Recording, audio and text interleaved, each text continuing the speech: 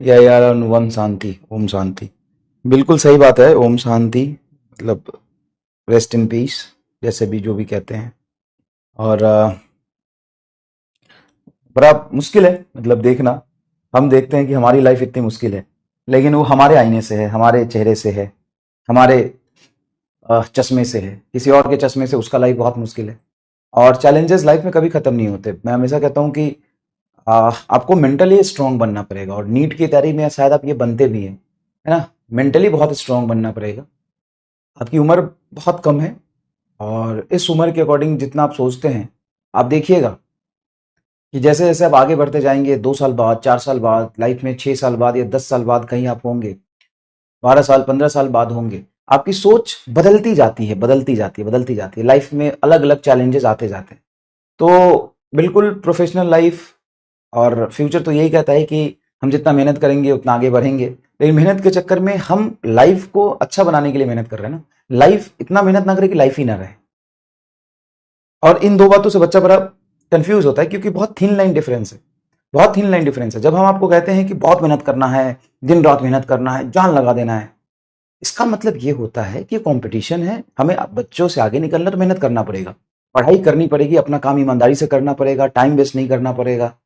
लेकिन पैरेलली उन सब चीजों के लिए अपने आप को स्ट्रेस में नहीं डालना है, इतना डिमोटिवेट नहीं होना है कि मेंटल हेल्थ आपका बहुत खराब हो जाए, है ना। दोनों चीजें अलग है, और बहुत बहुत थिन लाइन डिफरेंस होता है दोनों के बीच में। तो आप अच्छा बनाने के लिए मेहनत कर रहे हैं, उसको तो बना के रखिए। और आपसे ज्यादा, आपके लाइफ से भी ज्यादा इंपॉर्टेंट है आपके पेरेंट्स, जिन्होंने ये लाइफ दिया है।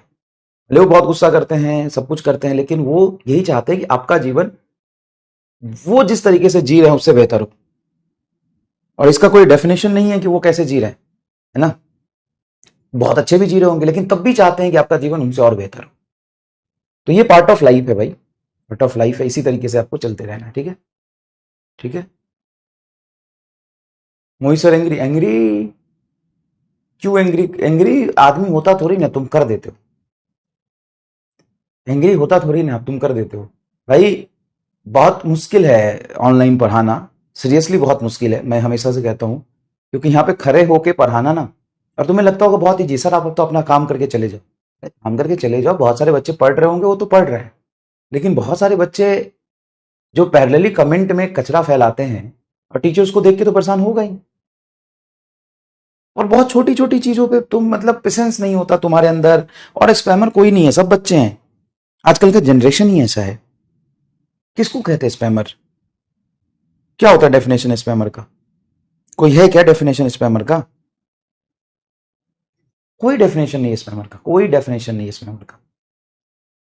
बच्चे का दिमाग खराब हो जाता है, स्पैमर बन जाता है ना। बच्चे का दिमाग खराब हो जाता है, स्पैमर बन जाता है। ठीक है, ठीक है, चलिए शुरू करते हैं। और पढ़ाई लिखाई कर लो भाई, पढ़ाई लिखाई कर लो। आज 2 साल बाद अपने आप समझ में आ जाएगा। आज तुम ड्रॉपर क्यों हो ये याद कर लो, चाहे कोई भी हो, स्पैमर हो या तुम बच्चे हो, चाहे जो भी हो। आज तुम ड्रॉपर क्यों हो? क्योंकि 11th 12th में सीरियस नहीं थे।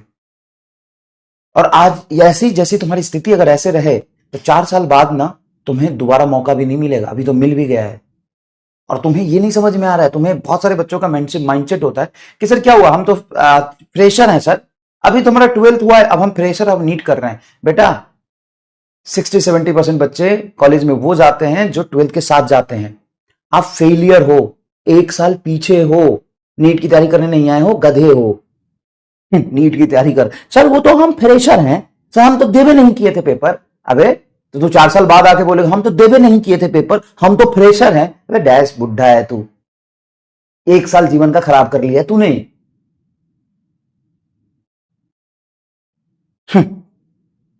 सर आप डिमोटिवेट कर दोगे सर। हाँ, कमेंट में जब टट्टी करते हो तब समझ नहीं आता है। चलिए शुरू कर।